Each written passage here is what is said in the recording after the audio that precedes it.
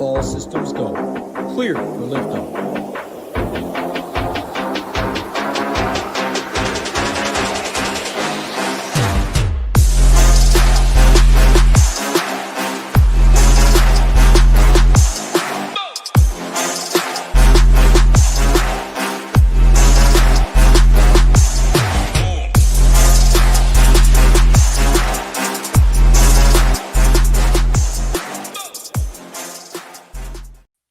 What's up, everyone? Tyler Tamboline here, aka ToeTagginTambo, back for another edition of Leverage Lane here on the Ship It Nation YouTube station with my guy Alex Blickle, as usual, breaking down all things this week for the third major of the season, the U.S. Open at Shinnecock. Excited for this one. Alex, bring you in first, man. We got a lot to talk about here. Gonna get to it as usual. We will break down for the U.S. Open, the chalk build, how to leverage the chalk build, what our lane is, the betting breakdown, the one and done, just a ton of different things to talk about for this week, my friend. But how you doing? Another major and some great contests out there. Starting to fill up now, though. Starting to fill up here on a Wednesday. Yeah, I can't wait for this week. This is as excited as I've been for like any golf tournament in a long, long time. I think this course is spectacular, and the wind is going to be there every single day.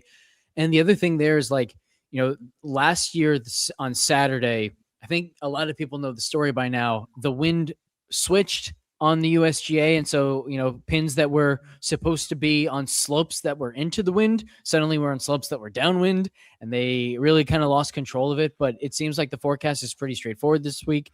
And the fact that, like, there's heavy wind already in the forecasts, I think we'll see, you know, the USGA do a much better job of putting pins in locations where they have some protection, because they really don't need to put pins in difficult spots for the scoring to be really, really tricky this week. I think it's going to be just an absolutely awesome watch, and hopefully it's just as good from a DFS perspective.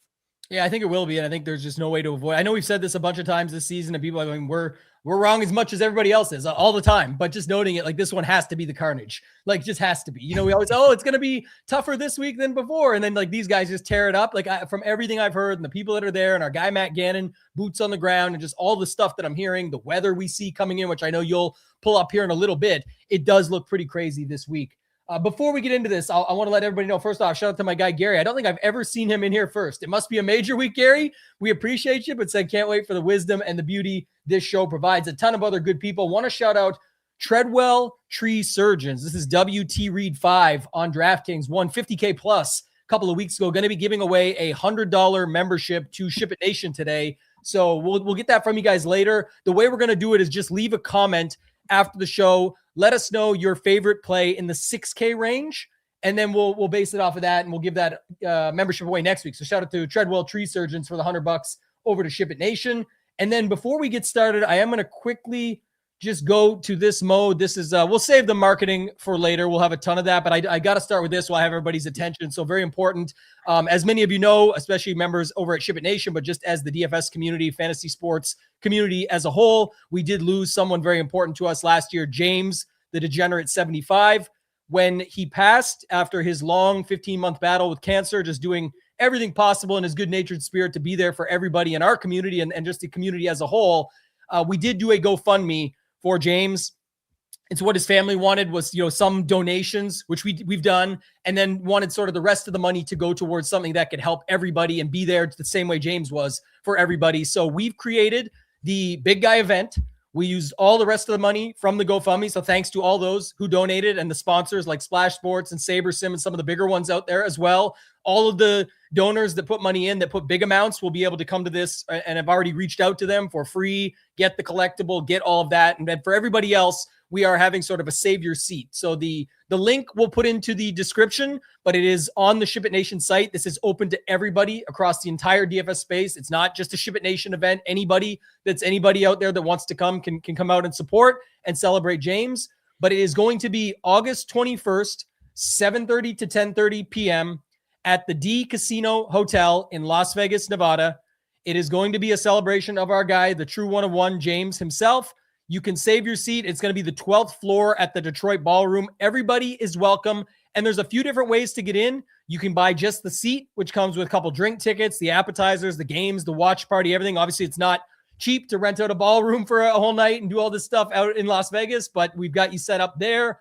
If you want to get just the collectible, and you can't come, there's 100 of these available now, much less because we put this out live this week. But just noting it, the Big Guy Burgundy t-shirt, he was always there. You can go see his avatar on X now, even is still Ron Burgundy. So we kind of blended that together. And then the hat that he's wearing in the collectible is also coming with the collectible piece as well. And then if you want the duo, we went with the ode to Degen. So 75, and 1 of 1 for the price. It's obviously a no-brainer if you're going to be able to come out there to get the collectible, get everything that comes with both. And finally, just because some people had asked, like, first off, one, if you've already given a donation, we appreciate it. Like I said, we did over $10,000 in donations from the GoFundMe as well to certain causes that James and his family had wanted us to put that money towards. So we appreciate everyone from that perspective, but we definitely have wanted to make note, as we did right here in the bold at the bottom, 100% of all this money will go towards future Big Guy events. And the idea there is if you can't make it this year, or Vegas is too far, or whatever that might be, you are able to still go to a future event because all of this money that will be collected will be towards the next time around. And we'll see how big we can make that. If you have any questions, you can, of course, reach out. Alex, I'll kick it over to you. I don't know if you have anything else you want to add on this, but just to note it, for anybody that can go, we would love to have as many people as possible out at the Big Guy event for the first ever. Yeah, if you didn't start with this, I was going to ask if you wanted to start with this because it's really important, obviously, and I hope that he knows what a lasting impact that he had, because even every single week when we're not talking about the Big Guy event, we're still making reference to Donkey Chalk, we're still making reference to HRRR, like all these little things that he did in his shows that just it shows like how infectious his energy was and how like genuinely just smart his shows were and his analysis was. So really miss him. And I know that we're not alone in saying that. 100%, man. And Jordan, just to be clear, it's the Detroit Ballroom at the casino and the D Casino and Hotel in Las Vegas. That, by the way, is the sister casino of Circa. So some of the thought process was around, and shout out to Jeffrey Benson over at Circa, just an awesome dude, was able to hook us up with a ton of different things to try and help us out to even get this ability to get this room and the special ballroom and all that stuff to go with it. But it is a time of year where it's just before football starts. Hard to line it up for everybody. I know some people have certain things going on. Not everybody can make it, but just to note, we had to, it was 2 weekends. It was picking between, this is the one that had it all, that we could get everything we needed. So this is how it worked out. But some people can get their Circa Survivor entries in and things like that while we're down there. So it should be a really good time. If you can join us, we'd love to have you. If not, reach out, do a donation, whatever it is you want to do. If you want to come to future events, just let us know. We appreciate everyone out there. All right. Any other questions about that? You guys can definitely just reach out and let me know. Let's talk about, no recap really of last week. I want to focus on the major here, Alex, but I will say one thing that was noted for sure, not to my advantage by any means, but did want to talk quickly about those satellites. Shout out to everybody out there who sort of reached out. It looks like the reps listened. So if you hit up support at DraftKings or VIP at DraftKings.com and hit them up about these satellites, we shit on them a lot about certain things with contests and payout structures and all these different factors. But when they come through, you should really thank them. I know I played way more than I should have, and it didn't even get me where I wanted to go. A lot of second, third, fourth places for these Q tickets, but nobody cares. Work harder. I will say, though, it was awesome to see the lobbies filled up with all of those satellites. Still, like, you can still go play baseball today and get in and have a chance to win a mega ticket to tomorrow. So any thoughts on those satties that we talked about a couple weeks ago? Yeah, completely agree there. And I would very much encourage people to reach out again to support and to the reps and basically just say exactly that. Like, number one, appreciate the added satellites, but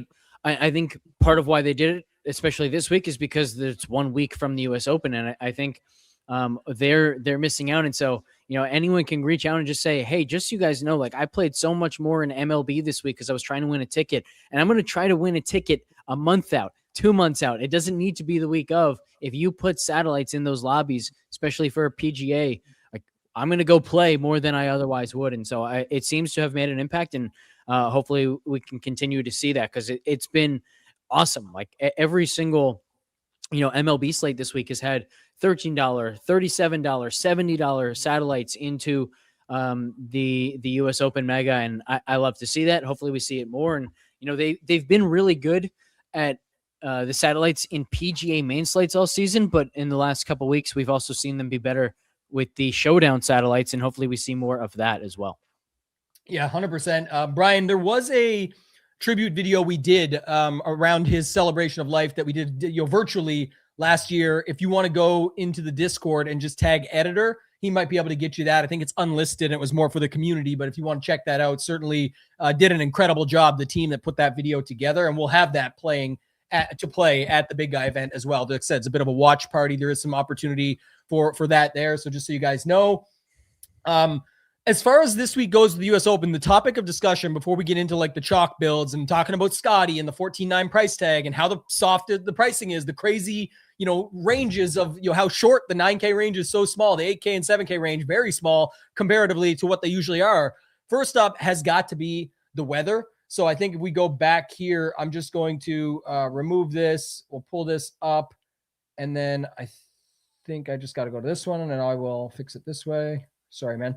All right. Let's talk a little bit about the weather and just how it relates to everything. The course, the course fit, what people really know or think. I know a lot of people are wondering, will golfers come off the course? How would that work out for wave advantages, pod advantages, almost like a la the Open or back in the day, the British Open, things like that. Give me all of your thoughts when it comes to the weather, and you've got it in front of you here to break it all down so you can sort of relay it from that perspective as well.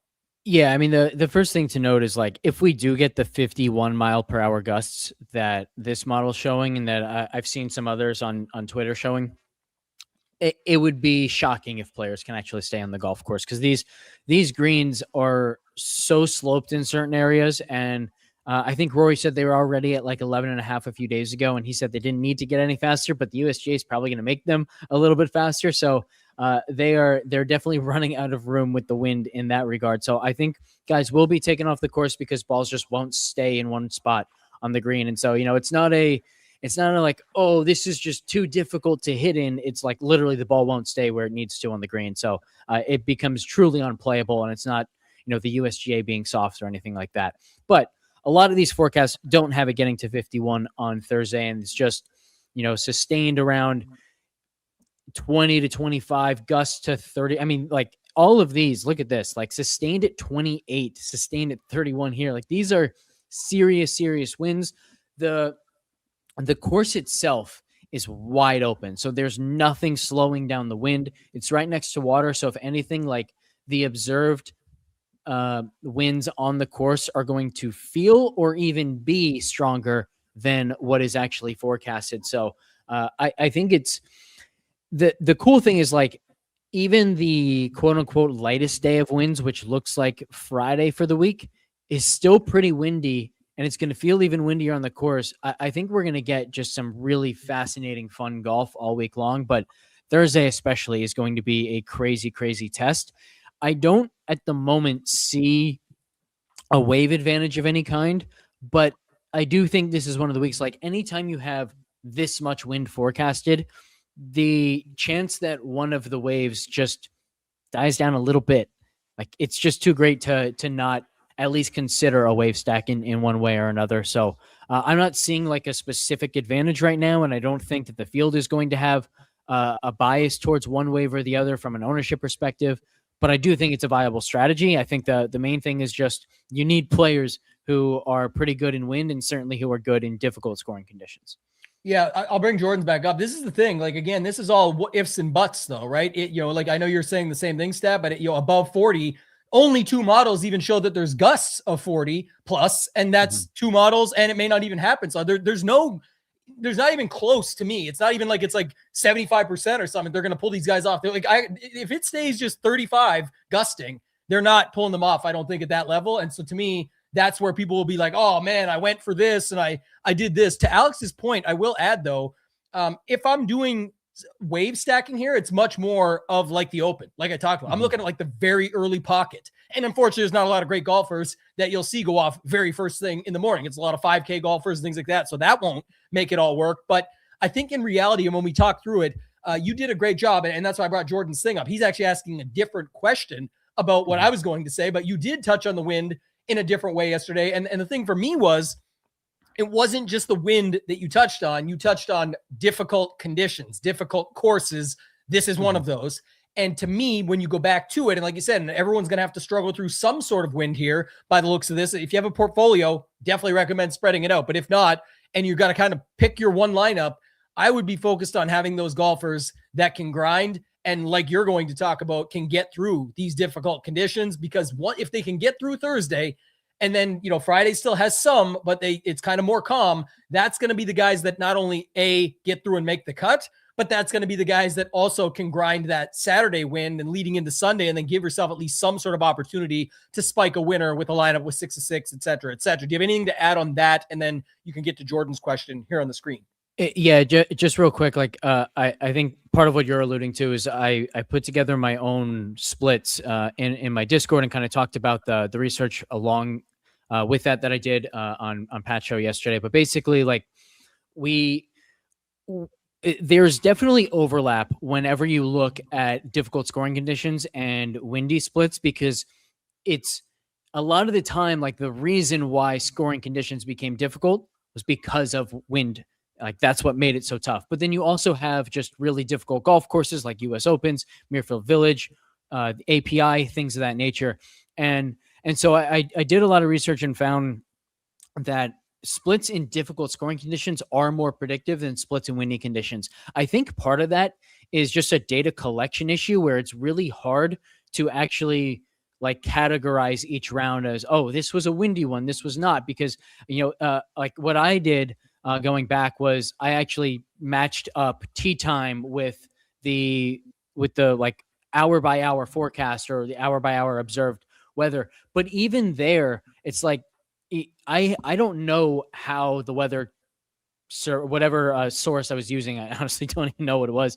I don't know how it's collecting that and how it's categorizing from 1 hour to the next. And so is it an average during that time? Is it the peak wind that was observed in that time? I do not know. And so I think basically the point there is no matter what source you're using, you're going to get different observations of what the wind was like. And if you're not matching up tee times, you're going to get instances where the round as a whole was a windy round, but this guy happened to play early and played really well because the wind didn't show up yet. And that's why he looks really good in wind.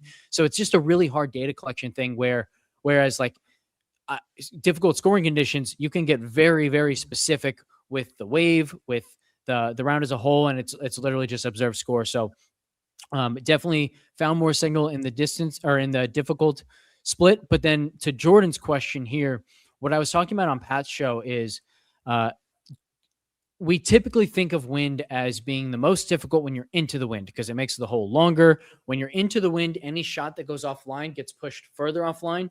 When you're downwind, any shot that's offline actually gets pushed further towards the intended line.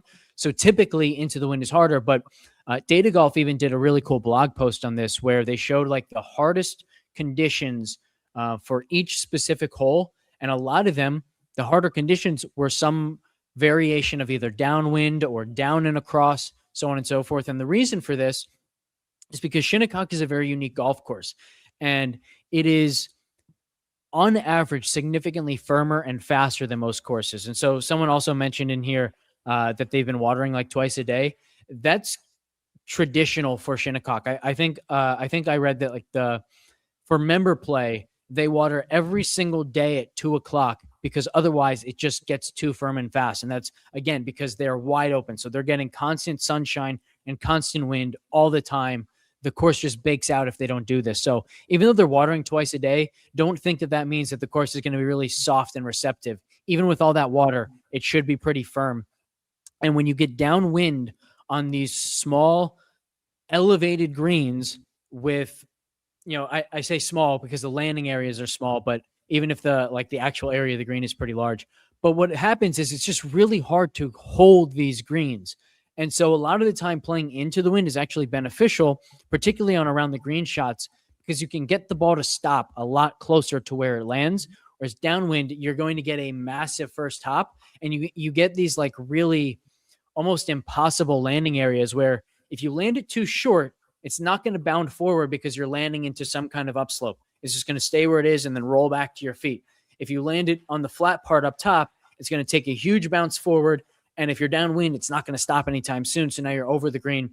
And so I made the point specific to Henley on Pat's show that guys who don't have the height and the spin are really going to struggle with that downwind. And so that can be a major factor. And it's tough because you want the ability to flight the ball down with low spin for those into the wind shots. So this is really, I think, a week where you're going to need all of the shots. You're going to need to be able to do everything. and not just rely on one specific type of shot all the way around the golf course. We never do the picks and plays, but this is a major week. Sometimes got to give the people what they want. Do you have a 5-person list you could rattle off that go with Henley? That would be just at a top of the dome. Well, I mean, so Henley does not fit this because he only has the low ball flight, low spin. Certainly, like the first guy who comes to mind, essentially what I want is a guy who can flight the ball down and a guy who can really spin the crap out of the ball. Chris Gotterup is the one who comes to mind as like the ultimate guy who fits that mold. We've seen him. It's interesting. His win splits aren't great, but we've seen some really, really good win performances from him. So he's been really volatile in the win, but like we know that he has what it takes to dominate a golf course in those really windy conditions. And then also like, he's one of those guys where his entire skill set became so rapidly improved kind of around this time last season. It was actually like the US Open was the first really good performance where it was like, okay, this wasn't just, a good performance against a really bad field in easy conditions. That was kind of the first time that, he really showed, okay, this guy's got more than just a driver. He has more of a complete game. And then he goes on to win the Scottish Open and that was in windy conditions. So Gotterup comes to mind. Some other names, the one who's giving me the most trouble is Corey Connors because he does have all the shots. He has phenomenal wind splits. He has phenomenal difficult condition splits, but he's been awful the last 2 weeks, including in those splits. Like we had windy conditions in both events and we had difficult scoring conditions in, I think, one of the 4 rounds in Canada and in all 4 rounds at Muirfield Village. So like, I don't know what to do with him because he's popping in everything that I look at, but it's also, an instance of like, he was popping for those exact same reasons the last 2 weeks and he was disastrous for me. So maybe I don't want to put myself in those crosshairs for a 3rd straight week. Another guy I will shout out here is Adam Scott. I think he has great splits all around. And then he also has the ability to really kind of generate the speed that I'm looking for and the height that I'm looking for, but he can also kind of tone that down and hit some really nice, low spin flighted shots. So the list is obviously longer than that. But those are the names that like really come to mind right away. Yeah. A couple things stood out there. I think like, just from a couple perspectives. One is the Corey Connors thing. Obviously you've seen where a guy can let people down and they move off of him. And like, maybe you just have to build accordingly based off of that and use him how you would expect that to work out. Or maybe if that's the pocket that you're going within or different things like that, you can definitely do it. But I think like the Adam Scott one is great because he's another prime example. We've definitely seen him play good in wind conditions. We've definitely seen him. He always plays good at difficult courses. People just don't call it good. They're like, oh, it's 29th or 30th. Yeah. He does nothing. And I always go on about this, but I was gonna say, now you're speaking my language when you bring up Adam Scott, because 6,600, it's all priced in. It's literally all baked in there already. A 28th place could be phenomenal. And what if it's one of those Sundays where he does grind up to one of the T12s or something like that? It's even better for you. So my point being, I'm always fine with that. I like the Gotterup call. I think that was interesting as well. The other thing that you mentioned, I know this was last week, you brought this up, but, and I don't even know what the splits say right now. I just knew what the windy ones said last week. It's like, like Matty Fitz, the grinder, the Euro in the wind and all this stuff. And it's like his wind splits were actually not phenomenal, but we know he's won on difficult courses and we know he's a thinker out on the course. And you saw his quotes for this week, I know, and what he was saying around this course. He likes that type of setup. He's won a US Open, like very difficult to do. So people are putting him into it probably because of like Euro and wind, but it actually might be other factors totally of why he's coming through and just one of the now best players in the world, the way it's gone this season and just how much he's worked on his game on all facets. So I think that's another thing to think about here. A lot of what may end up happening will get relayed back to wind and weather and splits and all of it and all these of like wind splits, but it's like, it's actually, they're just the best golfers. Like when we do this all the time with other stuff too. So it's like, that's the other factor that you can mix in as well. And why I think mixing the waves instead of like trying to commit to something. It's like, you need 6 good golfers here that are going to be able to play their way through. No shit, Sherlock, I get it. But what I mean is like outside of the waves, even like you need the 6 that come through. So I wouldn't try and force yourself into something too much, especially if you only have one lineup this week. Yeah. Fitzpatrick, it's worth talking for like 3 minutes here, 3 to 5 minutes on Fitzpatrick, because he's the perfect example of how you can see some different results from wind splits and difficult condition splits. And then we can also match it up with a quote of his. So this for some people, this is going to be like really boring. For others, this is going to be really, really cool and a fun discussion. I'm certainly going to enjoy talking about it. So let's jump in for a minute. Smiling over there, ear to ear, this guy, like, I just love ready this to stuff, go. yeah. I'm going to love it, though. Yeah, we can tell. So Fitzpatrick in wind is 0.04 strokes worse on average than his baseline. And he gains strokes in 1.5 fewer percentage points than his baseline. Now, one of the reasons why we do have like this kind of just recognition of him as being a good wind player is because he does boom. So I defined boom as gaining 3 strokes on the field. He does boom 1.4 percentage points more often, which is actually a pretty high amount because you're not gaining 3 strokes on the field very often. So to have a 1.4 percentage point increase is meaningful. But he also has some really, really bad win rounds where he blows up. So losing 3 to the field, 2.1 percentage points more often. Where he gets this reputation is because he's phenomenal in difficult conditions. 0.39 strokes per round better. He gains in about 5 percentage points more of his rounds than he does in typical conditions. Here's the big number. 8.3 percentage point increase in his boom rate. That's insane because his boom rate might be like 5% overall and then 13% in really difficult conditions. This is a massive, massive increase. And the thing that I love about this is when you hear Fitzpatrick talk about difficult conditions, he just had a quote this week where he was like, the great thing about playing in difficult conditions is you have to think your way around the golf course. And in his words, you have to do your homework about the spots that are that you're able to miss in and actually get up and down. And like that quote to me was just like bells ringing, like, oh my God, this is what Fitzpatrick is doing. This is why he's so good in difficult conditions, because he's doing a better job than everybody else of recognizing when I get into trouble, where can I miss so that I can get up and down? What mistakes can't I make versus which mistakes can I make? And, you know, this is a guy who charts every single shot that he hits in every single round, practice round and in competition. Like, we know this is somebody who's not just doing his homework, but is really, really capable of doing that homework at a high level. And then it very clearly translates into this difficult scoring success. And I love that for number one, like his split is more reliable, but it also helps us explain why did I just said, like how difficult scoring conditions are more reliable. Their difficult scoring splits are more reliable than windy splits. Because while windy splits have like a very real skill set, you have to be able to shape the ball in different ways. You have to be able to stop the ball quickly and flight the ball into the wind with low spin. So from a skill set perspective, like I would almost think that windy conditions are the more reliable and the more sticky kind of data points. But now we have this like really clear example of why the difficult scoring splits are so predictive and so sticky. It's because it requires so much more course management and thought. And I think that's why, like, for years, certainly I don't know exactly about you. I think you're with me on this, but like I enjoy watching difficult conditions a lot more. I enjoy it more from a DFS perspective, but also just like a pure watching experience.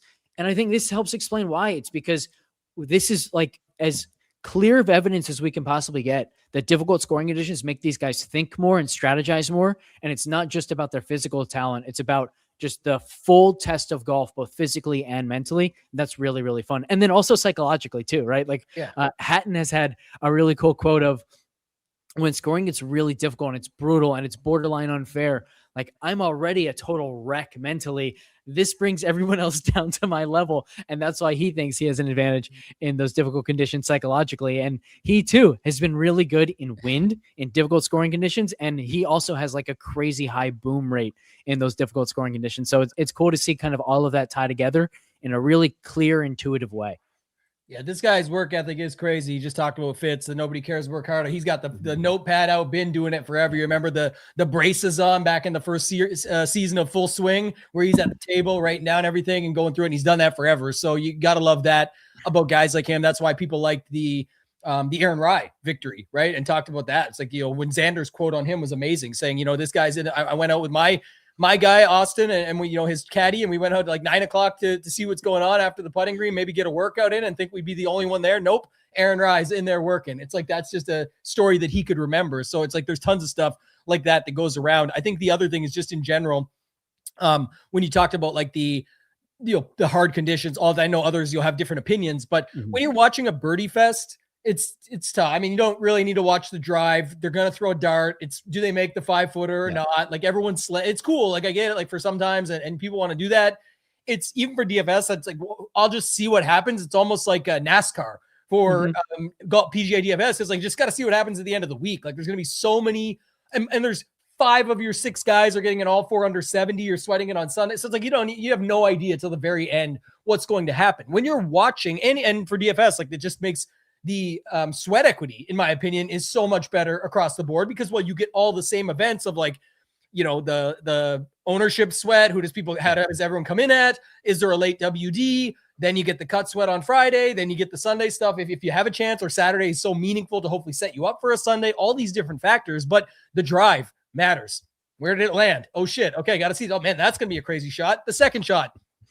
Gannon was talking about it today. I heard him mention it on one of the shows he did. I think it was with Adam Kirk over at Vincerix. He talked to him, and that's who we partnered with this year. They were talking about people were landing at 7 feet next to the hole and then boom, rolling away to 27 feet or something. It's like, okay, well now it's a whole new story. Like phenomenal shot, did not end up phenomenally well after that. And now it's like, okay, is this a 3-putt? Like it's 27 feet on tough greens. So that matters. And if they're green side or short side or whatever it is, like, oh shit, now we got to see how this plays out and spins back, and just every shot matters. And then as you get closer and closer, it's like all the sweats across the board. So I enjoy it. I think it's better for DFS. I love that.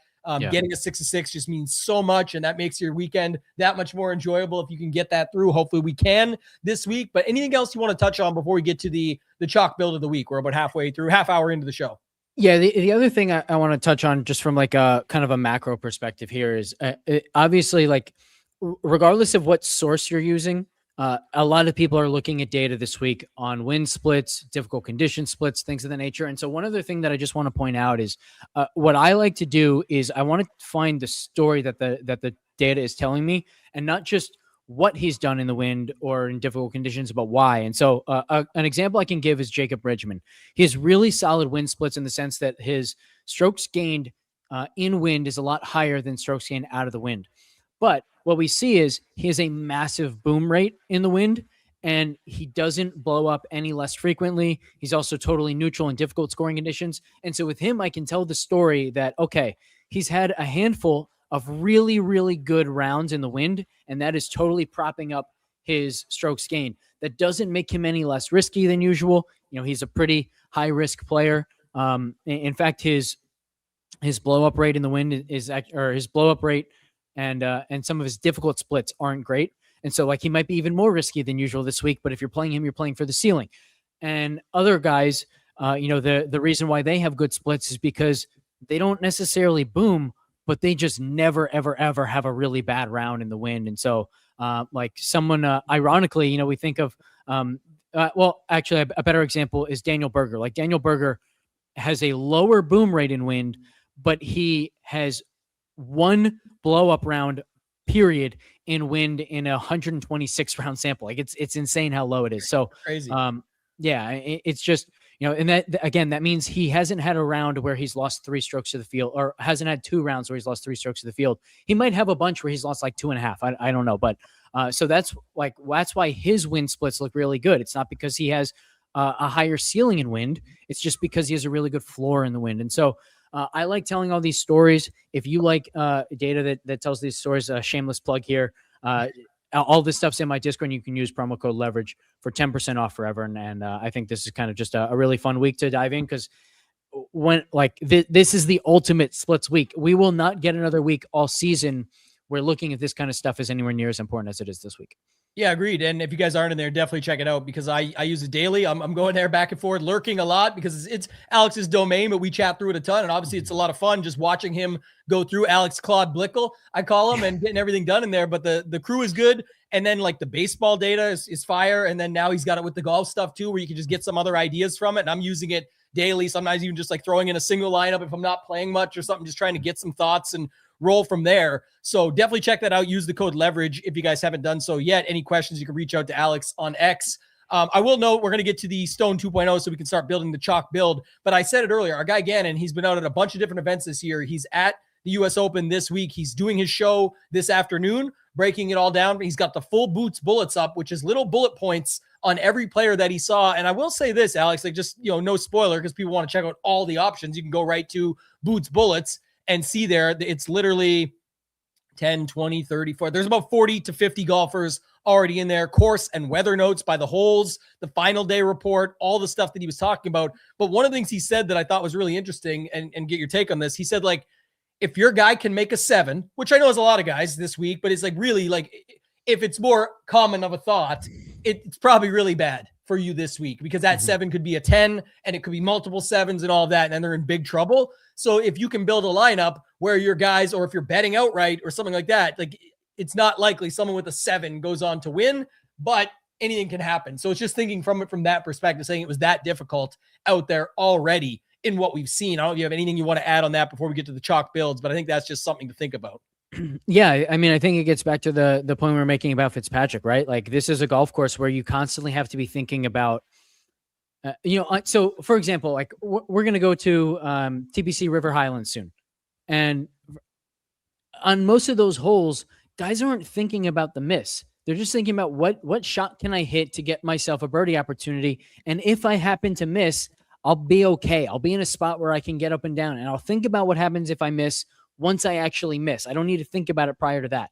Here, you need to constantly be thinking about where you're going to miss, how you're going to miss, and which miss puts me in a place where I'm battling for a par. And if I don't convert, I make bogey. Versus a different miss is like, I need to execute now to make sure that I make no worse than bogey. And if I don't execute, I might make a triple or a quad, and my event might be over. And so, yeah, I definitely agree with him. And I think that, that's a spot where, like, so much of the difficult condition signal is coming in exactly that. It's how do you avoid the holes that ruin everything? Because a bogey's not going to hurt you this week. There's not a single hole on the golf course in this tournament where if you make a bogey, that's like really eating into your probability of winning the golf tournament. If you make a double, it hurts a lot more. If you make a triple, it hurts. If you make a quad, like, now you're tanking your win probability. So making sure you make no worse than bogey as often as possible. Like, we've heard that with Rory at the Masters, right? Jack Nicklaus, yes, just tells him no fucking doubles. Yeah. And it's going to be a lot of here. It's going to be very similar here, although here it might be no triples. Maybe you can make 1 or 2 doubles and actually survive that if you were in a bad enough spot, and if the field's getting absolutely killed on that hole. But yeah, it's such a fascinating kind of opportunity this week, and to really see these guys tested mentally and physically in a way that you just don't ordinarily see them.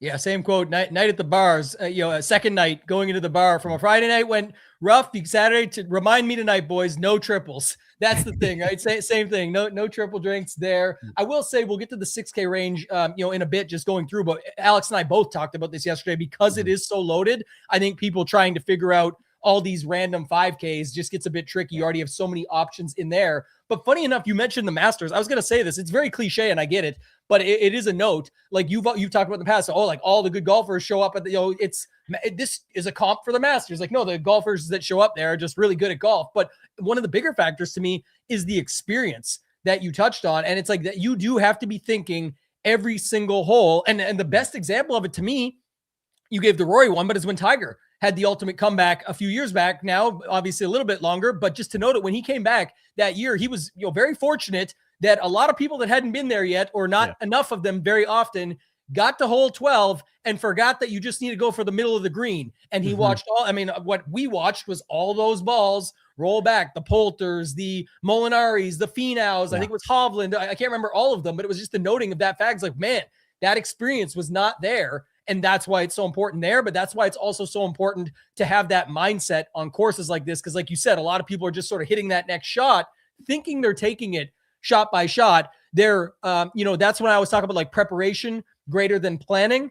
They're planning to hit the same shots everybody else is going to. They're going out and playing 18 holes. They're playing the exact same holes. They have their tee time. They're planning to play at the US Open. Everyone is that's there. But the preparation is not just hit the shot, adjust, hit the shot, adjust. It's there's thinking ahead like a chess master or something, having those moves and being able to think ahead of if this, then that matters so much more. And that's what happens down the stretch. I think of what year was it? I think it was US Open. Rahm took out Louis. Remember that year? Was that the US Open?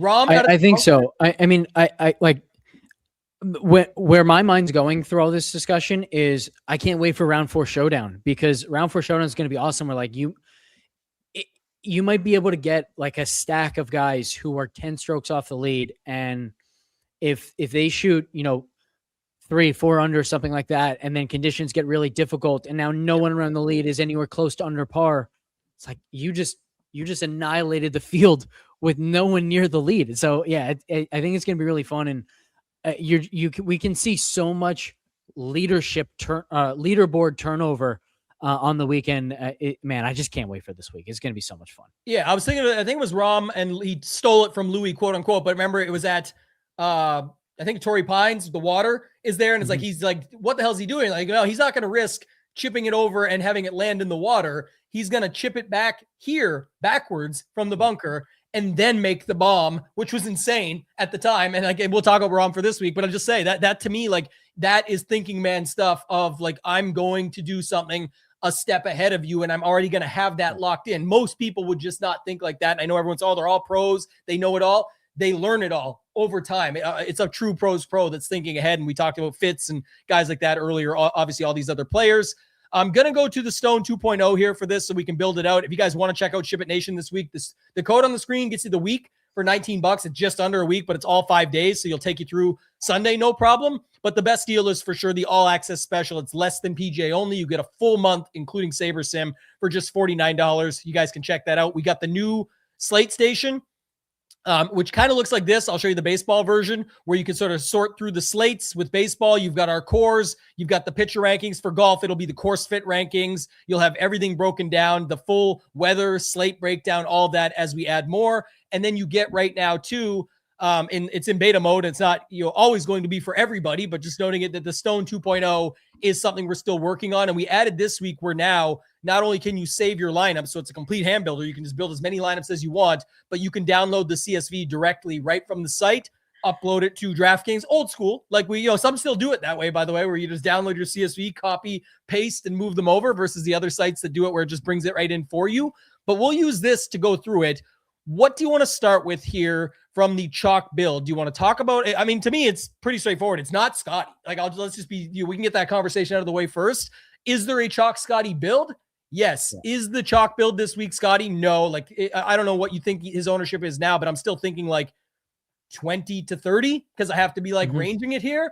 But I don't care how good the 6K range is. I think it looks pretty clear cut that people are going to want to land on Rahm, Fleetwood, X, Fitzpatrick, a lot of those guys up the gut. So give me your thoughts here, man. Ludwig as well, too, by the way, but other guys there also. What are you thinking? Yeah, I mean, personally, like I would say there's a Scotty chalk build and there's a non-Scotty chalk build, but I do agree that I think we're going to see a lot more of the non-Scotty builds. I mean, just from like a pure percentage standpoint, because I'm with you. We've got Scotty at 21% in single entry right now. I think it's probably a little more likely to go up than down, but I don't feel super strongly about either at the moment. But I'm with you. I think Rahm, Xander, Tommy, Oberg, Fitzpatrick, and then Cam slightly below that are like, these are the guys I know that the field is going to want to play pretty aggressively. And then the thing is, like, there are so many 6K guys and so many 7K guys that aren't just $1,000 underpriced. They're $1,500 to $2,500 underpriced. Like, if you told me that, if you told me that Siwoo Kim was $9,000, I think he'd still get a decent amount of ownership, even in this field, just because he's been so solid, so consistent from a strokes game perspective. His floor is valuable no matter the price. So it's so weird that he's 7,200, and yet there are so many like clearly mispriced guys that it's not like I think he's going to be 40% owned like Nikolai Højgaard was at the PGA Championship when he was 6,500. I think he's going to be around 20, 25, something like that. So I think we will see that like collection of, we can even say Fitzpatrick to Schauffele and then maybe extend it up to Cam and Rahm.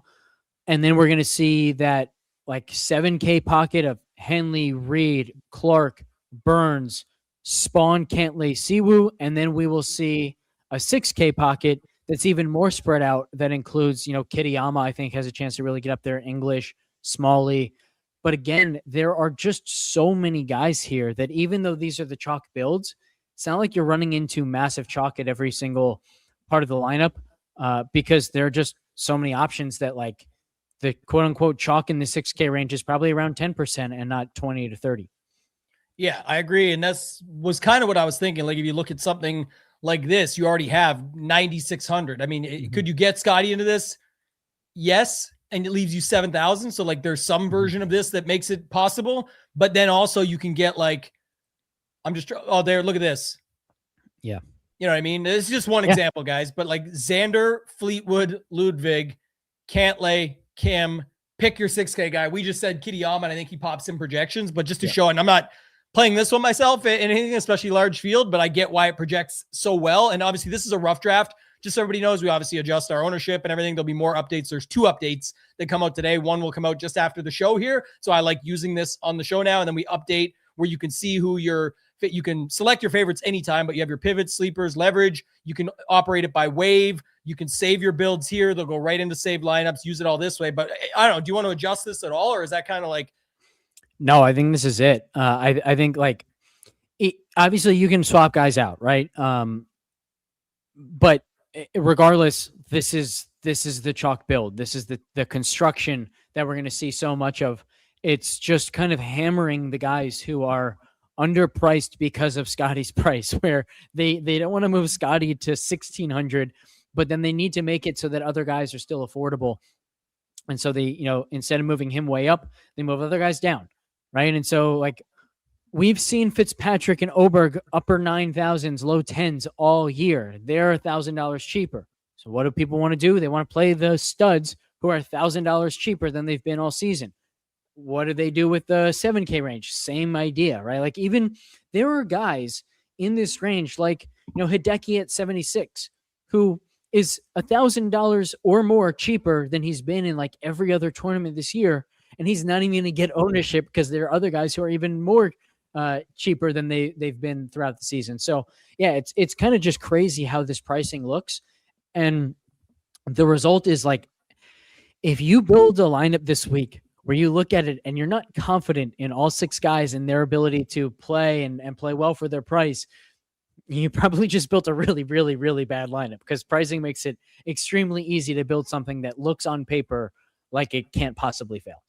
Yeah, I will say this. The kind of sticking point was I guess the core of the chalk build, this version, and we'll do the Scotty one for people, but was like Xander, Fleetwood, Siwoo. And I guess, like, again, if you look at any of the stat sites and people that out there that are pushing it, obviously Siwoo has had a phenomenal season, ball striking and all that. And like people are comparing him, like, how is he he's more than half the price of Scotty Scheffler. Yeah. And some of the ball striking stats have been up there with him at times this season. You got Xander, who has this crazy US Open history, and it's all these top 15s for years past now. So you've got that. Fleetwood at 9,700 just feels a little bit too cheap. The reason I say that, though, is because all the variations of this move it around slightly. Like you saw, this was Cantlay, this was Ludwig, and then this could be Kitayama. We saw it where you could go, and I moved it down to Norin now, and there was a version that had like Kitayama and JJ Spawn with Fitzpatrick instead of Ludwig, and people want to play Fitzpatrick and they like him. This is the version where you get down to, I'm just going to use Norin. He's a grinder in the Euro, and I'd be curious his split stat. I didn't go that deep on it on the form or on the sheet that you put out in your Discord, but just to note it, like, he's a guy that people just auto assume that, oh, he's the ultimate grinder. Like, he's got to be the guy down at 6,400. Meanwhile, you've got Berger, who you mentioned there, Connors, who you mentioned earlier. You've got Keegan Bradley, you've got Sung J M, you've got JT Poston, you got Ryan Fox, DJ, whatever you want to say about all these guys, I get it. But my point being, it's not like someone is just the guy. And how is Kitayama or Norin like the guarantee that it has to be them? That goes back to what was mentioned earlier about 6K range is freaking loaded, can make a case and a story for most of them. Well, that to me is also how we get to the Scotty situation. But is this kind of the builds? Like, I do see those top 3 very consistent. And then from there, it's kind of like pick your poison on what you want to round it out with. But at least you kind of know there's a 10-9-7 in everything for the most part. Yeah, I agree. And this isn't like directly about the chalk build, but one of the thoughts that I'm having as we kind of go through this is one of the questions I always ask myself is like, what is the path to the 6 for 6 percentage being really, really low? And I just think there are so many value guys here that they can't possibly all fail. And the only path to a low 6 for 6% this week is for way more of the expensive chalk than we expect to miss the cut. So like, what happens if Tommy, Oberg, and Fitzpatrick all miss, or Rahm misses the cut, or Rory misses the cut? Like, that to me is the only real path, it seems, for a 6 for 6%, even though this is one of the hardest cuts to make on tour because it's 60 in ties in a big field. I still think like the only real path to a truly low 6 for 6 is for a lot of that group, the Fitzpatrick, Oberg, Tommy, Schauffele, Cam Young, Rahm, Rory. Let's throw Goddard, Morikawa, Hatton, Henley, Reed, Burns, Matsuyama, Cantlay, Siwoo. Like that group, a lot more of those guys than we expect need to miss, because and actually I would even say like you could probably start that at like Morikawa and above, because we know with certainty that most lineups are going to have at least two of the guys at that point and above, unless they have Scotty, simply because otherwise you don't use anywhere close to the amount of salary. So unless those guys are the ones missing cuts, it's going to be a pretty high 6 for 6, and you're going to need a really high score this week to do damage. Everyone's going to have slightly different numbers on this, of course, and this is also just our rough draft, but I mean, we've got 65% and above, give or take, 64.8 on Brooks, and that's some thoughts, and he's now seemingly a lot healthier than we expected, the way his interviews have gone and whatnot, so we'll see, but just noting it, everybody here is, looking good to make the cut, but trust me, 66% is not anything like a guarantee, of course. You've got the other side of that always when you look at that coin. So one note here on the Scotty build, just using some of the same stuff that we talked about. And again, Spawn, English, I might go to like exactly what we looked at, because I think people like Sam Burns, and then we can have Kitayama back in there even, but like it's almost the same, 315, 318. We were around 317, 320, and these are just early projections and stuff, just noting it.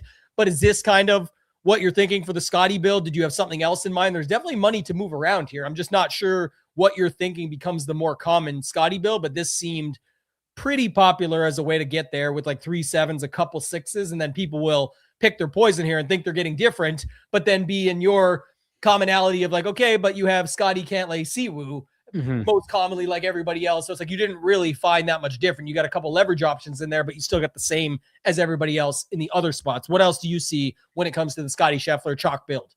Yeah, this is what I see. I think like the other possibility is maybe people don't go to that upper 7K range and they just try to stay a little bit more balanced with it. But like it's very easy to get into the upper 7K range. I mean, honestly, like you could get to a Morikawa or a Hatton or a Fitz and just then leave the 7K range and blast the 6K range. So I think we'll see some of those variations as well. Like start if you go Scotty, Fitz, what are you left with? All right, I'll leave Kitayama just for the sake of the setup here. 65, so you can definitely still do this. Yeah, like, you nailed it. Like this becomes what? Probably like McNeely? I think Smalley and English might be me higher, but certainly I would throw Ryan Fox in this build. I'm thinking here if we got early like Fox Noren. Maybe Keegan gets into this build, or Bud Cauley coming off the win. I think you could see something like this, to be honest. And then like whether people leave the money or they choose something different, this actually allows for like a Scotty Oberg or Scotty Fitz and having $300 to go elsewhere. So it looks like, the Scotty build will have 2 to 4 6K guys. That's kind of what I would see too. Now this is like 10 points light.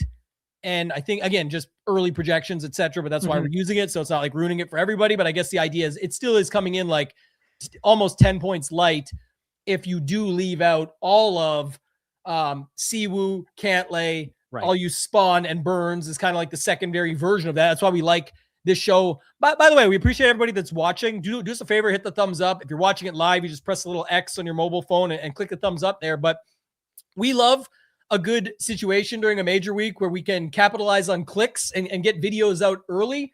But I know a ton of people that have reached out, and I definitely want to say thank you for all the support, and we appreciate you guys that appreciate that we like to get this out so that you can capitalize on making some money in your tournaments with the most up-to-date information. It's not quite all the way there. It's still only Wednesday morning with the rough draft, but I feel like Alex and I have a much better idea doing this right now than it does like coming in early. PGA Championship, I think, was a anomaly. It was like we knew that shit on Thursday, the week before when pricing came out. We're like, okay, this is going to go exactly like this. This one here, we're starting to get a much better idea, but it was nicer with the weather and this, all the data and this type of conversation to say, okay, I can see this, I can see that, but that's kind of all I see. After that, it would be like anything else. Now we can start talking about leveraging the chalk versions of that build, I think, right? Is that kind of what you're thinking?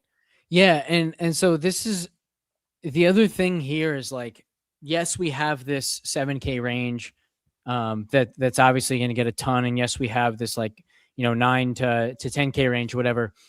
I think it's going to be really hard this week to differentiate solely based on roster construction, because the truth is there are crazy under-owned guys at every single price point and every single range. And so, yeah, there are ranges that are a little bit lower owned than others. Like, certainly as has been the case pretty much all year, like the 8K range isn't getting much ownership. Well, part of the reason why the 8K range isn't getting much ownership is because Henley at 8K is, Fitzpatrick at 8-9 is, and then you have Hatton, Morikawa, Rose, JT, Goddard, Hovland in between. That's it. So the 8K range isn't getting as much ownership, but that's largely because there just aren't that many guys there that you can actually choose from. So I think this is a week where the way to get different is actually to get different with guys who project really well, guys who have all the upside that we could possibly want, guys who fit this golf course better than people realize, whether it's because of course fit, like approach play and putting strengths, or really good splits like wind and difficult condition splits, or simply because they just got overlooked for some reason because there are other maybe slightly more obvious guys around them, and just hammer the guys who are contrarian, who don't deserve to be contrarian. And I think that's going to be the main way that I pivot in this week, instead of trying to find like a really unique roster construction. Yeah, I do something like this. It's not, again, there's no exact science to this. This is more like a, subjective thing, but using the tools, I just give an example here. Using this is like, I sort it by projection. Like you said, obviously then there's ceiling built into it and all that, but then I scroll down and I'm just going to go down to say Victor Hovland. These guys, there's like no one, maybe Reed and Goddard up get a little bit of steam, but most of these guys are going to get, 90% of the field is not playing these guys, but 10% is. People are talking about them enough. They just don't all fit the builds the same. The Hattons, the Hovlands, the Morikawas, the Koepka injury, JT, who usually people tell me JT plays the Players, difficult course, crushed the wind advantage that year in the opposite side. Southern, what was it? The PGA Championship, he won in the playoff against Willie Z. I think maybe it's just because you said it, but Southern Hills sounds right to me. That's what I was thinking. Yeah. That's what it was. And where Mito shanked it at the end off the tee on 72nd hole. I can give you this answer, by the way. JT has pretty good wind splits, not so great difficult condition splits. Right. So interesting then. But I'm just saying, like, enough people are talking about it. Wyndham Clark. Is he back or isn't he? Looks like he is, but just noting it. Like, again, all this stuff that we talked about. Justin Rose. I mean, the guy's been a big game hunter in these majors and stuff. He's been fine. It's kind of what he looks like he preps for. He's definitely a thinking man. We talk about being able to do it around other types of courses. He's definitely in the mix. Bobby Mack, maybe he showed a little sign last week. Maybe it stems and comes across. My point is, all these things are where people can't fully commit. Well, I'm just going to take a little bit of that. I'm just going to get a little bit of that. And like you said, and then I'll use, like, again, the projection's fine. The ceiling's fine. Look at all I'm just, again, not that I'm using this just as a key point. It's a piece of the puzzle, but like all the made cuts are 60 to 70%. Like they're all capable of making this cut for sure. Our course fit rankings are decent on there. And that's just one example or way to do it. And to your point earlier, the way to get the good, the low 6-6 week is if a few of these guys fail, because they're all in those price points of what you talked about, where there's going to be at least two of these guys in almost every lineup for the majority, right? That are out there. And so here's my question. Since it seems like you agree with that point of mine, that like the easiest path to a low 6 for 6 is for a lot of these, like, let's say 9K to 12K guys miss the cut. Is that an argument in your mind for actually going to a Scotty build this week and then just hammering the value range? Or do you think that it's fine to just play your favorite guy in the, let's say 10, 9K range, whatever, and just hope that it's the other ones who fail and those guys do well?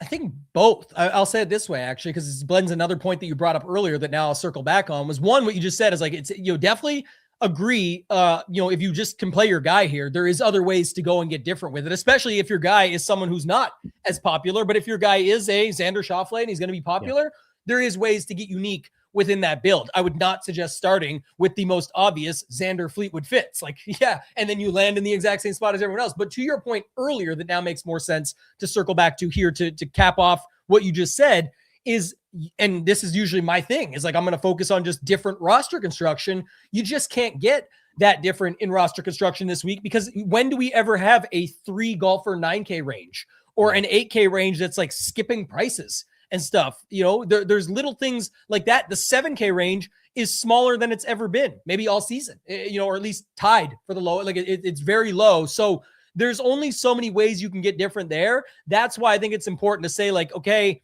if my guy up top is Jon Rahm, maybe he's 20, maybe he's 15, maybe he's 25. It's going to be an interesting one to see when it comes out, but he is much cheaper than Scotty, and I can still get a pretty unique build with him. I just have to be thinking about this as I move down the board. But now I have 7,700 per player. I don't have to just type in and go with Cantlay and Siwoo and whatever else. And by the way, just quick example, well, Rahm, Hatton, Morikawa can all go together. Well, now I could still click Cantlay and Siwoo and be like everybody else, or I could just keep down this path.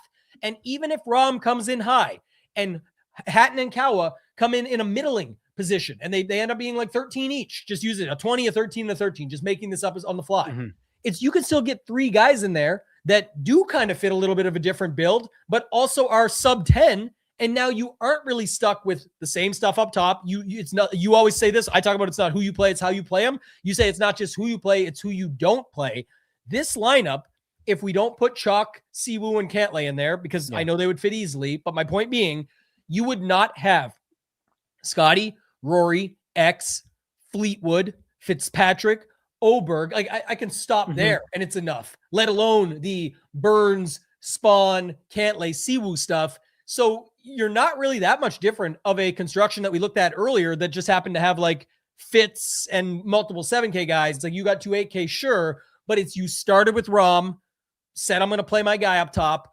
Then you went to the 8K range and got 2 guys that people are definitely talking about, but they're not committed to, right? They can only get to 10 to 13% range type of thing. And then you can still get super unique down low, but with great plays. You have 7,100. There's nothing that says, oh, go find your 5K dumpster dive. There's nothing that says you even need a 6K guy right now. You could close it out with Sep and have money left over and don't use the chalk guys and still have a pretty sick lineup. So I just think it's so much more important to think about it from that perspective this week. And I liked your take on you're not really doing that much with different roster construction, kind of, but not really. What you're doing it with is recognizing that you're avoiding 8 guys that are going to be super popular and not really on purpose. It's just, this is how things shook out for you. And then you roll with those punches, and your 10% or 12% guys end up being the upside for you with the guy you think's going to win, or the one you love the most up top. So lot of words there, but I do think that's kind of how I'm thinking about it as well. Perfect way to put it.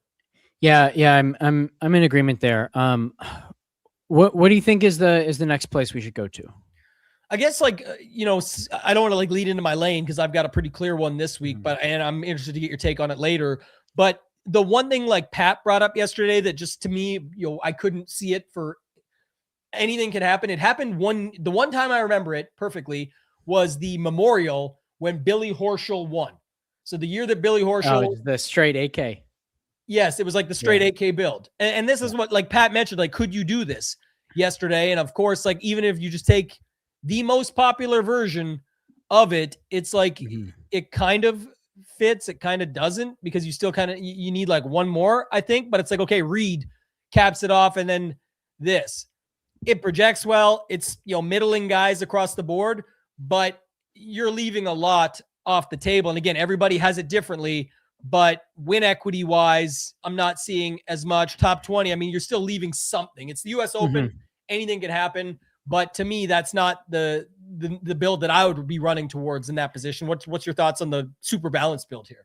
Yeah, I think to your point about the win equity, like the number one thing that I would be doing here is I'd be saying, okay, but who actually has win equity in this range? And obviously, like, my win equity stuff is going to be different than your win equity stuff. Is going to be different than everyone else's win equity stuff. But like, to me, the guy in this range who might have the most win equity is Justin Rose, because of just how volatile he is and how good he is when he's in contention.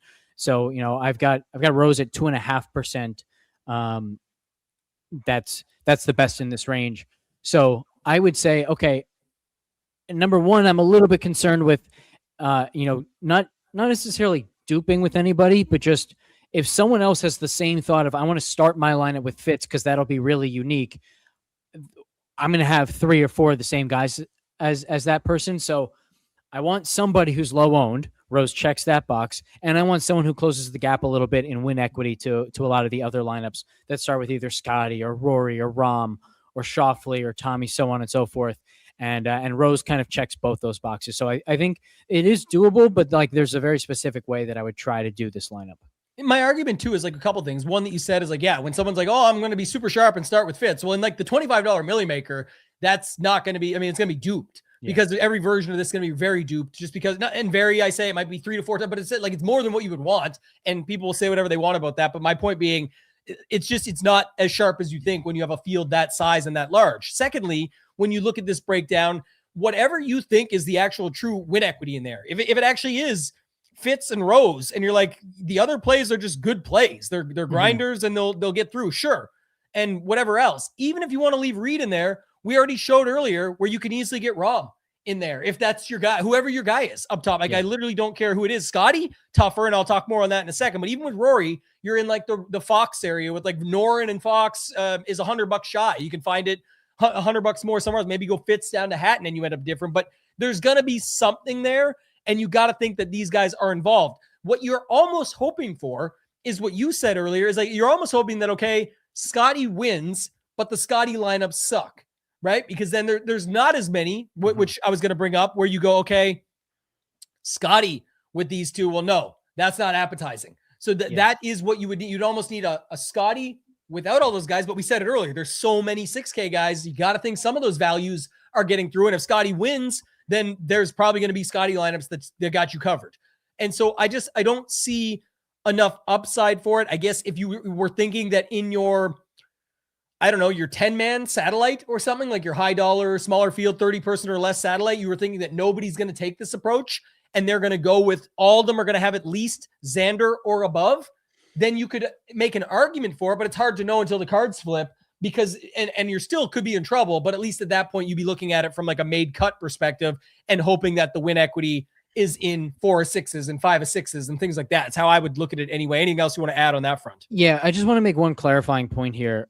If you make the decision, like I want to start my lineup with Fitzpatrick, the problem here is kind of specific to this week and this pricing in that there just aren't that many ways that you can build that lineup and not leave X amount of money on the table. So like, for example, let's go even more extreme. Let's say you made the decision, I want to start my lineup with Morikawa and I don't want to leave more than $500 on the table. There's literally only one lineup that works. It's Morikawa, Rose, Thomas, Goddard, Hovland, Henley. So if anyone else had the same thought as you're landing on the exact same lineup.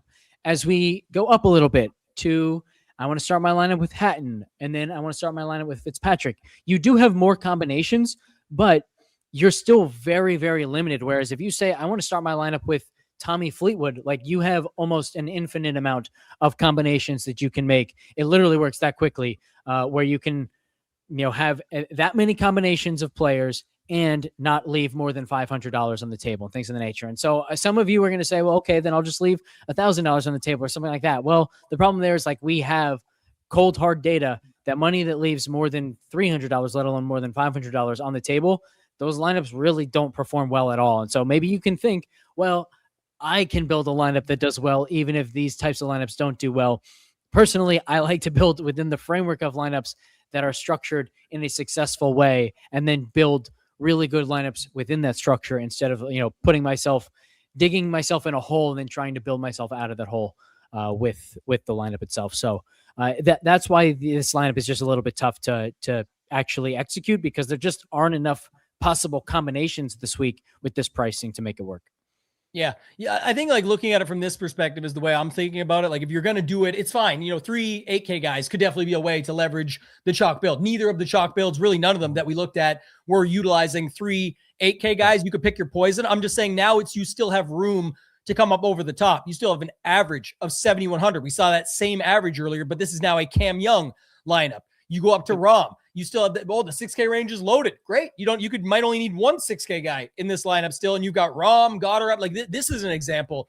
You can stretch it as far as Rory if you can get comfortable down in that 6K range. Alex's favorite guy, Keith Mitchell, that he talks about, from him yesterday. He says, "Is that your guy?" He said, "No, but if you're making me pick a $6,200 guy, I'm just saying that might be an option." But my point being, you can still do stuff with this build that's not forced into a back corner of saying, "Oh, well, I have the literally one lineup that you can build like this, or one lineup that leaves, less than $1,000 on the table." So it's like, it's not really ideal. I think that's where people are struggling this week though, because they once they pick someone, it's like, okay, Scotty in 7K. Okay, Xander. Where's he at here? Xander and 8K, almost 79.80. It's like that. That's a clear decision for people. And because they don't love Bryson and Cam Young and Brooks, it's not even when they go like, "Oh, I'm going to start with Tommy to be different." It's like, but then I don't really want Brooks. And do I put Fitz? Well, okay, now we're going down the path everybody else is. Oh, look at that. You got 7,900 left again. It's the same as the Xander start where you land. It's the same as the other starts. So that's where it gets tricky. I think another thing that's kind of unique though is like when people would look at the Scotty conversation and see 7K left. We looked at this earlier, I think, and it was like Scotty fit. Let's do the 7K guy. Let's go down to Scotty Siwoo. 7K, right? Scotty and Siwoo and 7K. I apologize. It was Scotty and Fitz. I'm not going to pull it back up. That landed you at about 6,600. So Scotty and Fitz or Rory and Rahm. Yeah. Right. And you could still do the same thing down below. But I mean, that's like a quick decision process of like a 2v2 flipperoo or switcheroo, whatever you want to say. Like it's one of those ones where you look at it and you're like, man, that's pretty tricky because, do you want Scotty and Fitz right now or do you want Rory and Rahm? And I think Rory and Rahm, when everything shakes out, I think they'll be lower owned than Scotty and Fitz. I think so too, which is interesting because I think we're finally at a point now where there are people who don't just think that like Rory's a better play per dollar than Scotty, but there are now people who would say, I think Rory has a better chance of winning than Scotty because we've seen it from him this year in a major, including. So, yeah, it's an interesting decision. Do you want to talk at all about course fit before we get into some betting stuff and leverage lanes? Yeah, certainly good with that. Go for it. Cool. So this is an awesome golf course, and this is also just one of those conversations that I can have a lot of fun talking about. So I'll try to keep it short since we're already like an hour and 15 in. But the really cool thing about US Opens is even though we get so many different courses, we typically see a lot of similarities in the way these courses test players. And they're basically like three skills that always come to the forefront in US Opens, or at least almost always come to the forefront in US Opens. I ran the course fit model for every event since 2018 so that I can include the Shinnecock year. Every single year, the predictive value of approach play and putting is higher than usual in the US Open. Like that's just tried and true. Every single year, those two skills are more predictive than usual in US Opens. We also almost always see a boost in the predictive value of driving and both distance and accuracy.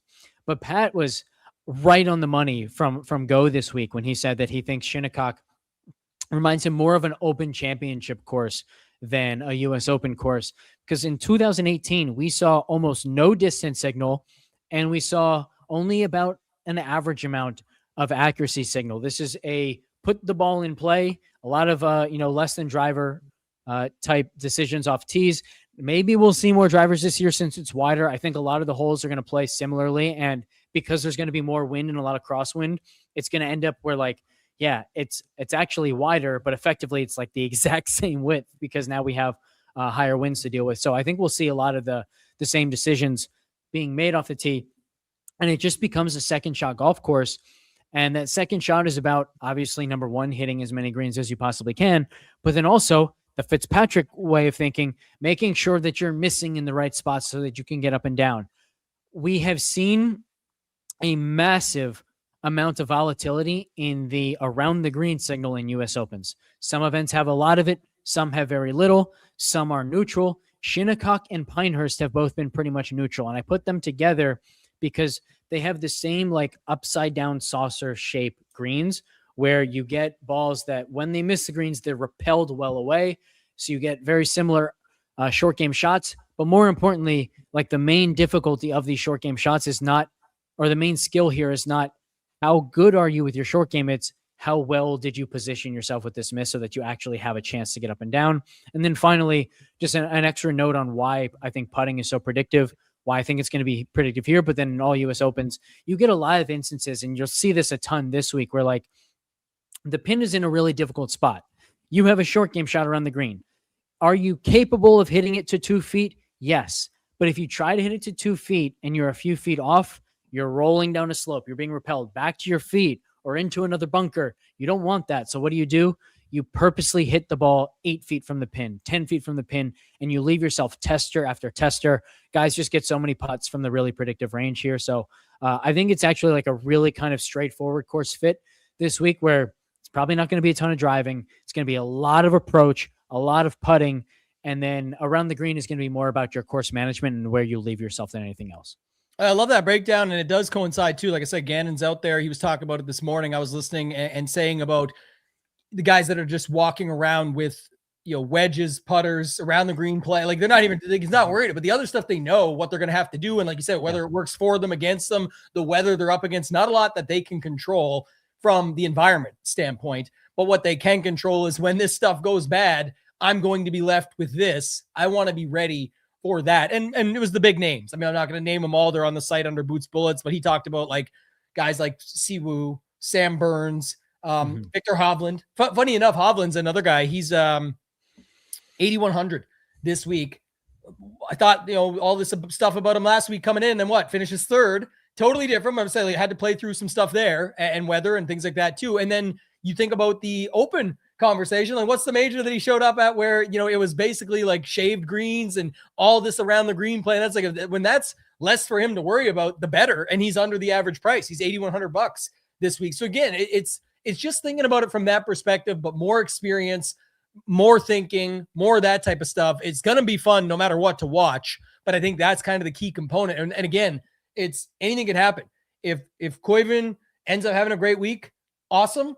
But I'm saying like these are the types of things where it's like you're betting on him. I used it yesterday. It's happened before at US Opens. It was the 2015, I think, Chambers Bay. I talked about like the Xander Schauffele coming out party. I believe he was the stone minimum at 6K at that event. There was somebody else with him too that was super cheap that the Millie Maker winning lineup had, and it was like those two. Someone had like 18% of both of them and said, I'm going to take my shot on these guys. If you want to play Ben James after last week, if Suber or Mao or whoever your guy is that you think, go for it. I'm just saying, don't be surprised or shocked if that's not what it is on Sunday here, when you got to have a clean 4 days to get to maybe even an over par score. So we'll have to wait and see.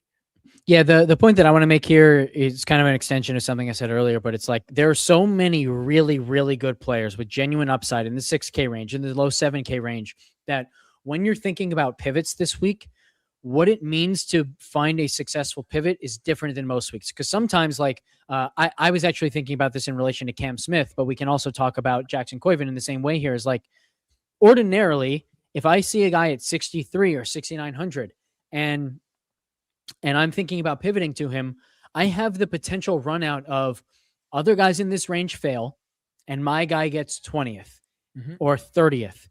And that's like a really successful outcome. This week, there are so many in this range. Certainly, there are going to be somewhat popular guys in this range who do fail, but there are also going to be plenty who do really, really well. And 30th is probably not good enough for all of these pivots. So when you're thinking about a pivot down here, I think you want to ask the question, like, what does success for this guy look like? Is it, oh, he's actually in contention going into the weekend? Or is it, wow, I feel like I got kind of lucky that he made the cut and then finished 30th because that ladder is not good enough as a pivot. You need guys down here who have like genuinely good probability of success kind of all around. Great call out, and position placement points typically matter most at the US Open because Yeah. you're not getting the all four under 70. You're not getting a lot of streaks. You're not getting a lot of eagles. You're not getting any of that stuff really for the most part. So all of that has to matter. And so also then when you combine it with the 6K range being loaded, like has been talked about this entire show, that's where it's like people are like, well, as long as my guy makes the cut. No. If your guy makes the cut and finishes 70th or whatever it is, it's like, that's not good enough at all. It's like a 6-6, sure, but that could be a 6-6 that doesn't even make money this week, just depending on what the rest of your lineup does too. Maybe it is if you got the 1, 2, 3, 4, 5, and then the 70th guy, maybe that still shows up the board a little bit, but chances are high somebody has something similar or better than you in that front. All right. Let's go to the betting breakdown. You got I stole yours last night. I was on the King of the Draft with Spencer, and I told him about your Discord. I pumped it out there. I said, my guy Alex, the data master out there bringing it. I said, I really like funny enough, my man Justin, shout out to you.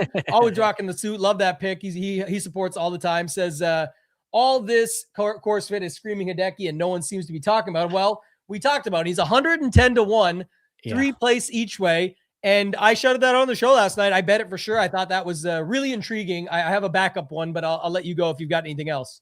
Yeah, I appreciate it. And I will let you have that one because I do love that one. And 100%, like the course fit is awesome, right? Like he hasn't played a US Open in years, where his weakness to the field, for reference here, every single like elite player until him either gains with distance or accuracy off the tee. Actually, there is one other exception. I'll mention him in a second.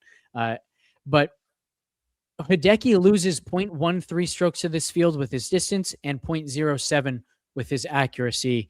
Like everyone else who's anywhere near as good as he is with his approach and around the green play, and he's actually been a good putter this year as well, is miles better than he is off the tee. So it's just like a great equalizer, this course for him, compared to the other elite players. This number is kind of insane for him. He was just in contention at Aronimink. He had a really, really bad stretch after a solid start on Sunday that kind of took him out of contention. And so like his final finishing position at Aronimink doesn't look anywhere near as good as what he actually did that week and how close he was to being in contention. But I love everything about him this week. And then I will go to Justin Rose for my outright. Very similar idea. He's the other elite player who doesn't gain in either distance or accuracy off the tee. He's been a lot better though this year with his driver. But man, like if you're looking for approach plus putting, yeah, Rose has had now 2 consecutive weeks in a row where his putter wasn't there, but he's still an elite putter. We know how incredibly volatile he is. He has the highest event to event volatility in the entire field. And when he gets into contention, his contention performance score is the best in the field behind Aaron Rai and Billy Horschel. So, contention performance score, again, it's not a measure of how good you are getting yourself into contention. It's how well you play when you're in contention. And so those other 2 guys, particularly Horschel, we don't see him in contention very often anymore, but Rose has been in contention quite a bit, and he just continues to play phenomenally well.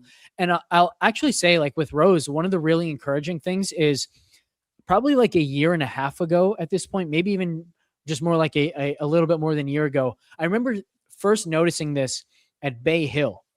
He was at that time like someone who was really inconsistent. He was almost in the Billy Horschel tier right now of like the more likely outcome is that he plays poorly.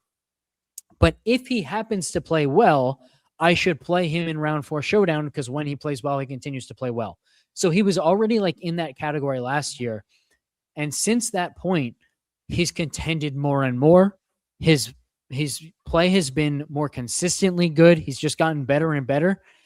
And still, when he plays well, he still manages to play above expectations in those final rounds when he's in contention. So I really like the Rose outright as well at 66 with that same each way.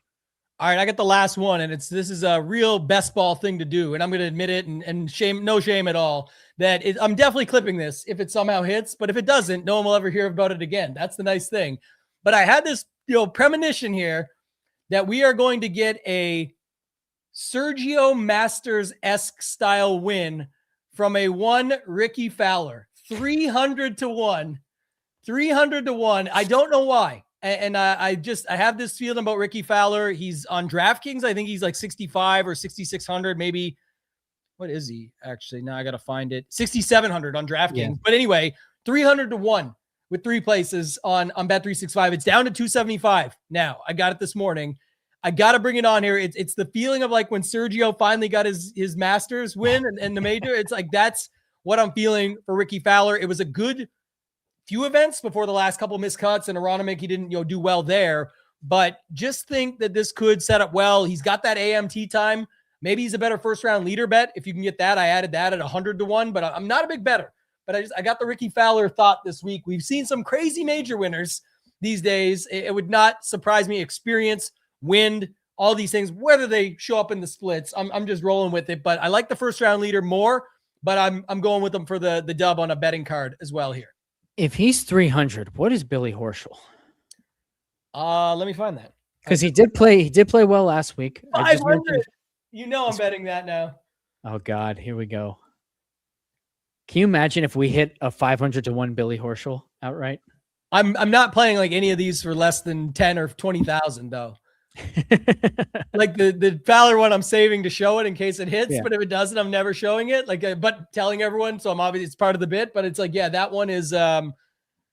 If you're doing something like this, and I rarely do it, I'm just saying if you are doing it, you should do it to win. Like we talk about all the time. Do it to win actual money. Don't just throw your $5 on it because that's like, again, to each bankroll their own. I meant like the idea of don't just be like, I'll take out just because he mentioned it, because then you're gonna be pissed if it does hit and it's like $1 into $500. It's like you want it to pay off. So $10. Well, and here's the thing: like I actually think that the Horschel bet is a really good one. So I've got him at 0.4%.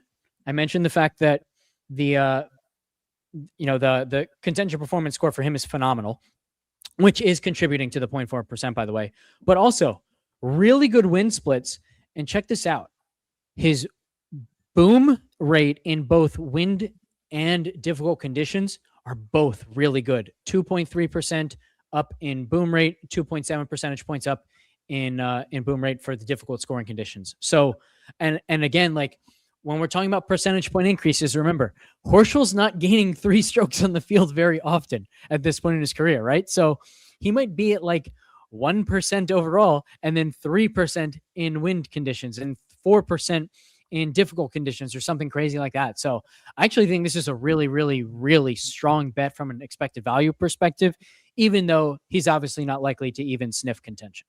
Yeah, people misconstrue that so often. So just to elaborate on it, is that so you literally just said why you would bet that guy and why he's a great value. And I guess not everyone sees it the same way, but my point being, he's good if he gets into contention. We want him there. The only way he gets into contention is if he gets through that type of stuff that he's also good in. So if he has the boom week in the win, which he's had capability of showing that over these splits, that would put him in contention where he is good. So that value would be there. And by the way, you don't have to go that deep. I think you can get like 8 places at 250 or like 5 places at 350. So it's like, I get it, but I'm just noting.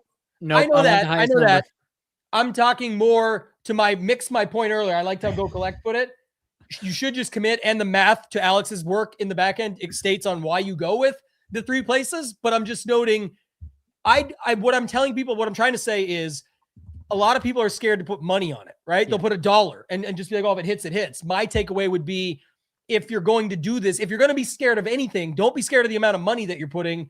You could be scared on the places, not the way to do it by the math, but just noting it that I would rather it be that way. I would try and win real money if he takes this thing down, and I would get enough down on him. So yeah, that's fair. I think I agree with all that. And I know you're not advocating for that one. I think it's just worth pointing out, like, the reason why I think that that's bad is not just like a pure, well, the expected value is higher this way. Cause that's not, the real reasoning. That's just the symptoms. The reasoning is because the reason why the Horschel bet is good in the first place is, number one, because of how good he is when he's in contention. So like, if you're betting a guy not thinking he's going to be in contention, but thinking that if he gets there, he has a good chance of closing it out, like, why are you leaving in the route that he gets there and then struggles on Sunday and finishes 7th when he could have won? So that's the one point. And then the other is just like, we're leaning into his volatility in general and the fact that he's boomed in similar conditions. All of this is a pure upside case. So I want the highest payout possible for the actual win. And, and I will take that with, the 3 positions, 3 placements instead of 8. Yeah, that's how I'm looking at it. Like, just for some people, I know it's different, but for me, I'm just making sure I got it here now so that it's, in on that with you. I saw it just got sent out too. So, one and done. Anything quick on that? I mean, to me, our lanes are more important because we're here for DFS, and also like one and done is so tricky with where people are at right now and segments and all of that. Do you know, like off the top, who's going to be the most popular? At least I'm sure you probably have that. Yeah, I think it'll be Rom. Just because like it's not, it doesn't make him a bad play at all. We're at a point in the year where you really need to pay attention to how many guys do I actually have left that can, actually be good plays in these signature events. Like, do I have enough elite players remaining? And if you don't, one of the ways that you can give yourself, those extra 1 or 2 spots is to use live guys in the major championships. So Rom, Bryson, whomever, Hatton, I think is a decent play as well. Like that's a really viable strategy. So make sure you know where you're at. And then the other thing is, we're at a point in the season now. I'm looking at the PME Open. Scotty Scheffler is only available for 10% of people. He does not have a quality win this season. If you can get a quality win from Scotty Scheffler when 95% of the field is not going to have it, because even if half of the people who have him available use him this week, that's still 95% don't have the Scotty win. Like, that's a major, major advantage. So my lean, if you do not have Scotty, is probably Scotty. But if you need that extra spot, maybe you want to use him in one of the other events. Like, I think another thing you need to look for is, does your league use the entire FedEx Cup playoffs, or does it stop after 1 round of the playoffs or 2 rounds? So these are all the things you need to be thinking about. For us, let's see, who do we have available? Yeah, that's what we got to see. We've taken Scotty. We have Rory, Rom, Oberg, Bryson, Siwoo, Brooks, Burns, Hatton. I don't have a strong take here. We are not doing well. I don't think we're doing well enough to use Rom. So I would probably advocate for like a more contrarian Bryson, or I was going to say, I think Bryson's a good one. I think somebody else brought it up earlier, but I was going to say, do you have Bryson or Hatton? I actually like, I don't know what else you're using. I'm just not saving him. I'm hoping it comes together. I know it's not what people would say is the best course fit for him, but at the end of the day, it's still Bryson. He works on a ton of other stuff. He's always got something else going on. You're probably not going to have much exposure to him in many other ways. I think it's a great spot. And by the way, at the start of the season, you would have said like Bryson at the US Open, sure. And now like nobody wants him there realistically. So some will play him because of that, but I think he's still the way to go for my opinion, at least. What do you think of Patrick Reed? Because his win splits and difficult splits are pretty phenomenal. So I think he's also a very good play. Yeah, I think that's another good call. I don't know how popular. I heard I never believe this stuff because, speaking of betting, and I'm still trying to get this stupid Billy Horschel bet in for whatever reason. It's saying like it has to check with a trader. It's like, for what? It's like 500 to 1 Billy Horschel. Like, anyway, I think Bet365 is wondering, why are we suddenly getting hammered with Billy Horschel outright? Yeah, we're all hitting it. Maybe that's why. It's definitely not because I'm a good bettor. I can tell you that much. But just noting it, I heard he's most tipped. Like, people are saying he's like the most tipped golfer on the betting side of things that they post out. So I was just very shocked by that. Possible, but I don't think he could possibly be that popular and one and done, because he's like, for one thing, he's just so far down the board. You have to like scroll for a while to get to him. So I don't think he'd be popular. He's probably my top choice for us. If I had Scotty remaining, I'd be taking Scotty. Man, these guys denied me. What the hell? What is going on here? All right, let me just see. Anyway, I have my lane ready, and you were talking about it there. So I think if you want to go Reed, we can go Reed. If not, we can go Bryson. I'm fine with either. I think both are definitely good spots to go this week. I actually think they'll both be somewhere in that secondary version, but that's okay at this event anyway. So it's like that to me is just fine. But what did you decide on? I think Reed's the way to go, because I think there's a chance that Bryson is in much better form a month from now when we get to the Open Championship, and we'll want to play him there instead. Good with that. Okay. I'm going to start with my lane. I'm a little disappointed now because you mentioned one thing that now I want to get your take on it because I'm like sort of thrown off a little bit, but mine is clean and clear this week. I'm going to go with Rory McIlroy and start with him. I think you said a line, like people are now starting to think that not only is he a better play for the savings, but again, like what builds did we look at that landed there? I don't know. I still think because of the 6K range, it gets Scotty involved. We did see, was it the most recent one that they played at or whatever, where it was like we didn't think Scotty was going to be popular and ended up being Rory that got left in no man's land. So I don't know. I'm waiting to see how this plays out, but I feel very confident and comfortable in playing Rory. At the start of the season, we said, all these majors set up well for him. He goes and gets the job done at the Masters for the second year in a row. And now I think this week is just fine for him. I like the spot. And 12-2 is kind of that perfect sweet spot. You can get, I should say, a little bit of the different roster constructions, even though not much, which you eloquently put earlier. It's like, but I can still land wherever I want. I'm not forced into the same builds as everybody else. And I have a lot of good Rory builds that I like quite a bit, and they're not popular by any means with what's in the remainder of the lineup. So I'm going with Rory McIlroy to get the job done here. I think he's going to be solid at 12-2. I like it. I'm gonna have something similar, where I kind of like the goal is I really want to avoid the really popular guys. So like Oberg, Fitzpatrick, Tommy, I think are the main three that I'm like purposely trying to avoid. And then if I can avoid Siwoo and Cantlay in a way where I'm not like really sacrificing a ton of projection, I would also like to do that. So what that lands me on is a bunch of 8K guys. So that's going to be my leverage lane. Now, as we talked about, like this is a different type of, I want to hammer the 8K range than what I have said in the past. Because what I've often said in the past is like, when I'm hammering the 8K range, I'm building an extremely balanced lineup. That's not the case this week. I don't like that thought, but you mentioned it earlier, like that one way you can do this is just play 2 or 3 of them and then go to the really good plays around that. So like, maybe that's Rose got her up and then up to Rory, and I'm borrowing yours as well. Maybe it means that I'm going down to some of my favorite plays in the 6K range as a result. So there are lots of different ways to do this, but in particular, I think Rose, Morikawa, Hatton, and then even down a little bit, like I think, I'll leave it there. Like Rose, Morikawa, Hatton, that trio seems to me like it's going to be really underowned, and I want at least 2 of those guys.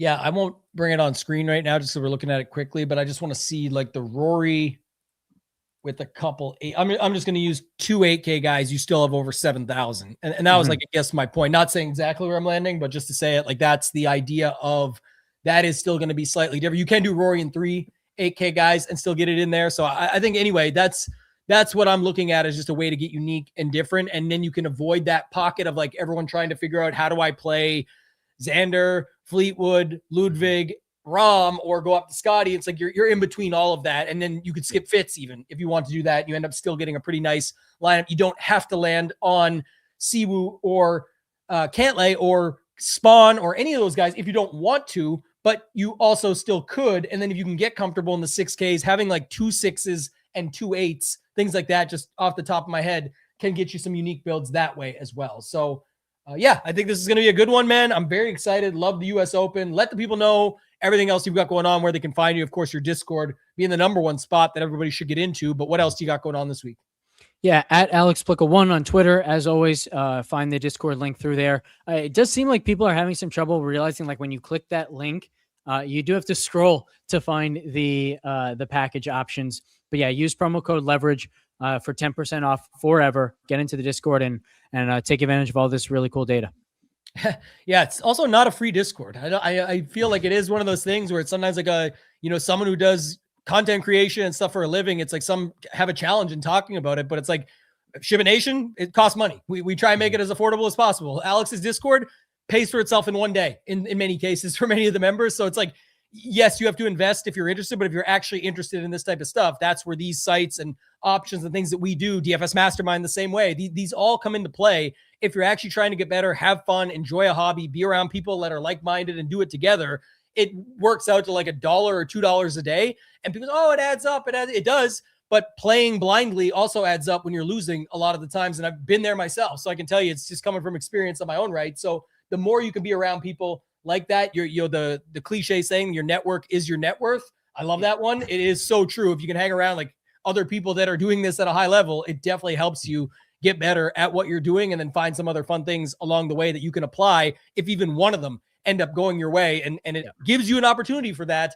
That can be a lot better than where many others are sitting on the sidelines, just, depositing and saying, hopefully this is the week again. It's like, that's part of it as well. So that's a good reminder too.